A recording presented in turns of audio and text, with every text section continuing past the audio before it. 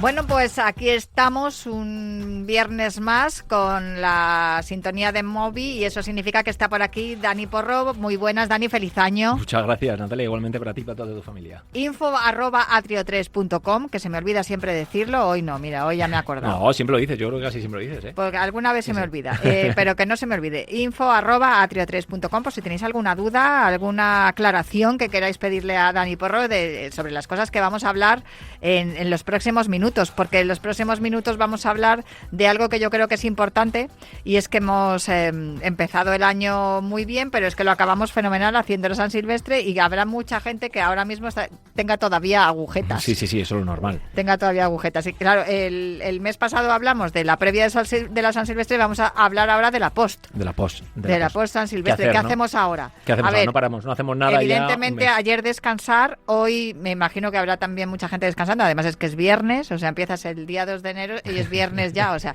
empieza el año y ya estás descansando otra vez, menos nosotros que estamos aquí. De todas maneras, Natalia, perdona que te interrumpa, la semana que viene es la semana que ya empieza todo el mundo en los gimnasios, aviso, ¿eh? Ah, claro, es verdad, porque es los propósitos de nuevo año. Pero yo no acabo de entenderlo. Yo tampoco. Propósitos de nuevo año, si el año empieza en septiembre de toda la vida de Dios. Sí. Esto ha sido un cambio de dígito, nada más. Se ha cambiado y punto. Esto ha sido un cambio de dígito, pero el año empezó en septiembre. En cualquier caso, es verdad que ahora se apuntará todo el mundo al gimnasio. De hecho, no lo entiendo porque hay más propósitos del año en enero que en septiembre. O sea, yo siempre dice feliz año, yo digo, bueno, ya empieza mi temporada, para mí la temporada empieza en septiembre. Claro. Porque para mí la temporada es agosto hemos parado, la gente está más distendida, un mes prácticamente de vacaciones, la gente que tiene esa suerte, pero en Navidades se han parado poco. Bueno, o sea, yo trabajo entre medias. A ver, claro, no, sí, ¿qué me vas a contar? ¿Qué me vas a contar? Yo, el mes activos, de más ¿no? volumen de trabajo para mí son septiembre, junio y diciembre. Son los 3 meses de más volumen de trabajo. Para mí enero no debería cambiar más. Que hay más clientes que vienen a tratarse la columna más tal, o más corredores. Bueno, para mí yo creo que es más octubre, incluso septiembre empiezan los propósitos y octubre. Pero bueno, en enero sí es cierto que hay gente que vuelve otra vez. Se ha pasado 15 días comiendo y bebiendo. El que ha tenido suerte de hacer la San Silvestre, estupendo.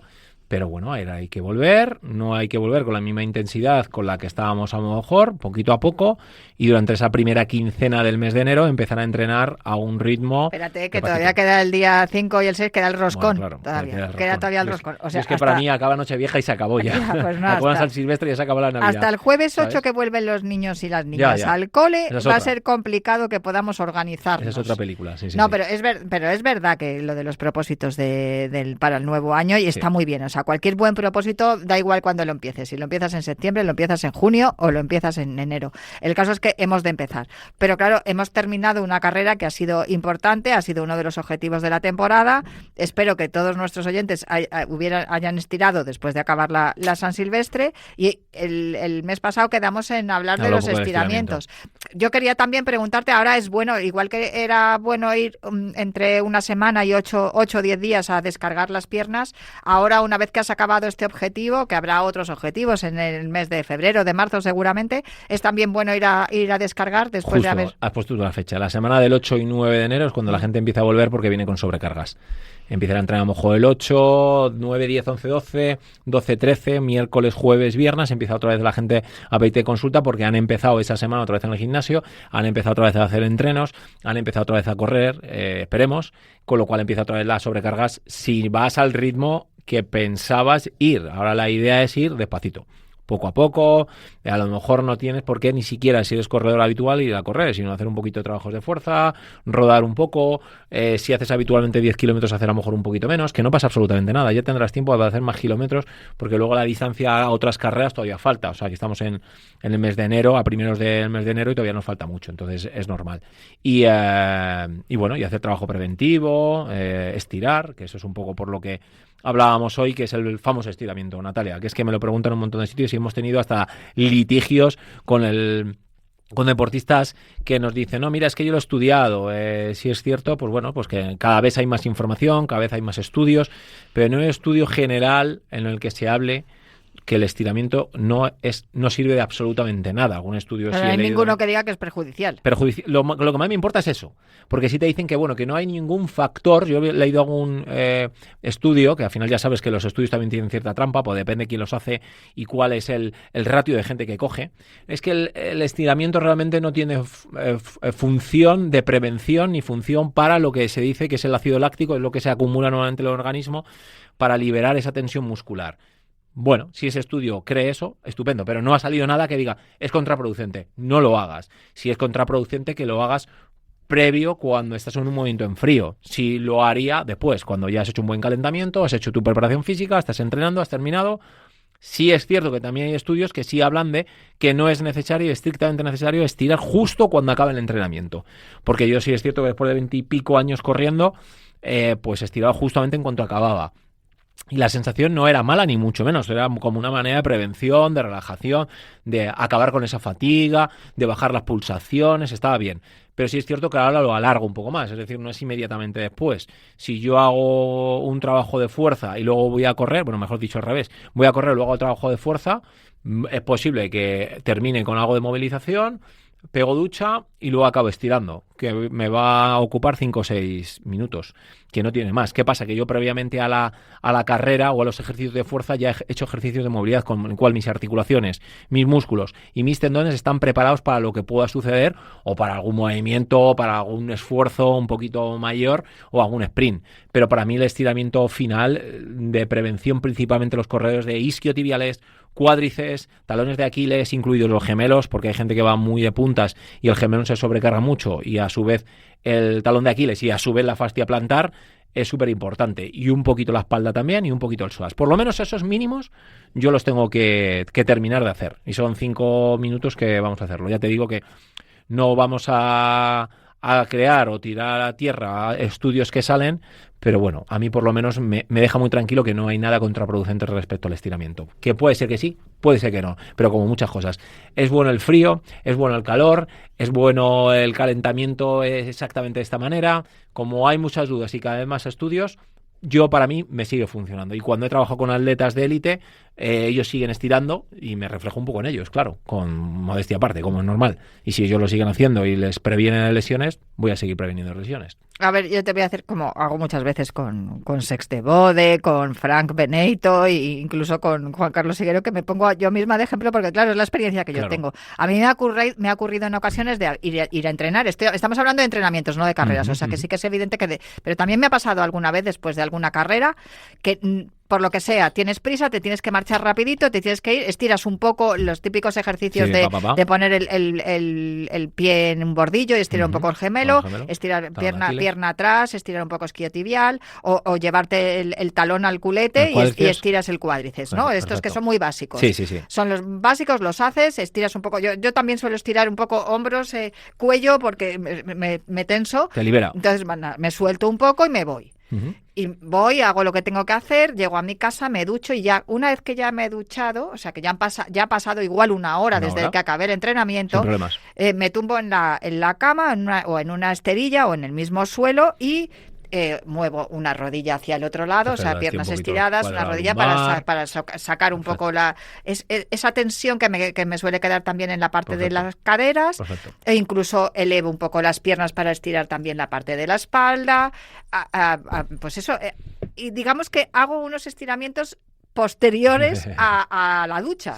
No sé si por ahí voy bien o eso es contraproducente. No, para nada. Porque igual ya el músculo ya se ha soltado con el agua caliente de la ducha, ya se ha descolgado, ¿sabes? Y dices, bueno, pues ahora igual estiras y la lías. No, mejor aún, porque además ya está la musculatura mucho más relajada, con lo cual el músculo va a ir más relajado aún y al nivel de estiramiento. De hecho, cuando nosotros en terapia estamos tratando a un paciente, a veces se producen estiramientos en activo un poquito para desbloquear o porque a lo mejor se ha tensado un poquito el paciente y cuando le estás dando masaje de relajación o un masaje para relajar toda la musculatura, el estiramiento final le viene estupendo. De hecho, son técnicas de fisioterapia deportiva, técnicas de osteopatía, técnica de masaje no convencional, que es el estiramiento activo, ¿vale? Movilizarlo un poco, con lo cual ese estiramiento pues aunque haya pasado una hora, es como si hubieses tenido un masaje, te has pegado la ducha, otro masaje y luego te pegas el estiramiento. Es que además hay veces que incluso cuando llevo las manos, por ejemplo, a las puntas de los pies, ¿no? Y bajas, estás de pie y bajas las manos a las puntas de los pies y notas cómo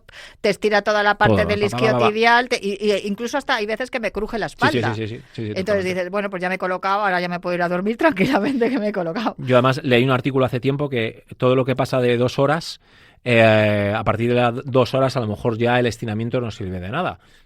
Que igual, posiblemente no sirva de nada, porque al final es el nivel global de población a la que has hecho el estudio. A mí me pasa muchas veces que estoy en consulta, he acabado la consulta de un esfuerzo físico, porque mi trabajo es muy manual y tiene un esfuerzo físico importante, o estoy entrenando a alguien, llego a casa, ya pasa una hora prácticamente entre tal, pum, ducha, ceno, y a lo mejor han pasado hora y media, y a la hora y media me pongo a estirar, porque me relaja la musculatura, pues a lo mejor de estar encorvado, de estar metiendo la presión frente a la camilla o de un estiramiento a algún cliente, y me viene fenómeno. Y para dormir me viene fenomenal. O sea que no sigo quizás esas recomendaciones de ese estudio, pero a mí me viene como prevención estupendo. Lo que hablamos en su programa, en su momento, en el programa en diciembre, Natalia, que la OMS incluso lo sigo poniendo como consejo médico, que el estiramiento viene muy bien como prevención a las lesiones. Y sigue apareciendo en la OMS, si lo buscas, sigue apareciendo ahí en un renglón, como dice, el estiramiento es algo preventivo, que bueno, se supone que no hay estudios científicos, pero que se recomienda mucho hacer ese estiramiento, con lo cual... Es que en general, fíjate que es algo que yo siempre me fío de estas cosas orgánicas, ¿no? Quiero decir, lo que te pide el cuerpo. Cuando te estás durmiendo, o sea, cuando te despiertas en la cama, lo primero que te pide el cuerpo, por lo menos a mí, es estirarte. A no ser que llegues tarde y tienes que saltar de la cama a toda velocidad y se acabó.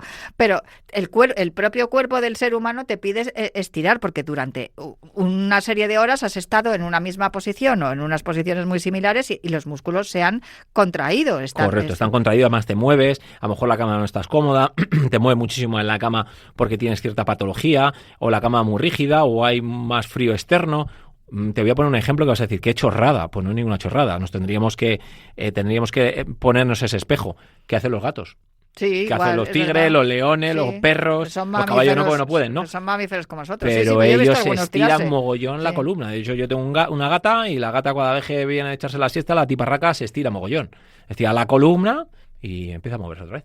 O sea que los estiramientos son recomendables en cualquier momento, quizá salvo menos cuando vas a hacer una carrera, que ahí es donde te viene mejor hacer un trote, pero en cualquier momento del día, y a mí es que me pasa también, que me paso a lo mejor un montón de horas sentada en el ordenador trabajando, pues juntando letras y me tengo que mover, me tengo que estirar, estirarme un poco. Aquí, o mover la espalda. Sí, incluso elevar un poco la rodilla o echarle el talón hacia el culete y estirar un poco, porque te quedas dura. Eso es. Al final te quedas dura. Y esto, cuando haces tienes una posición de forma prolongada, o en nuestro caso, corres de manera continuada durante un minuto, una hora, o incluso los que hacen más tiempo, sí que es necesario luego devolver un poco ese estado elástico a la musculatura. O movilizar la cadera. Es que a mí me lo pide el cuerpo. O sea, yo intento guiarme de aquello que me pide el cuerpo. Por ejemplo, cuando he hecho una carrera muy larga y lo que me apetece es trotar un rato más. O sea, no pararme, stop, en y seco, ya está. pum, parar, sino andar un poquito más para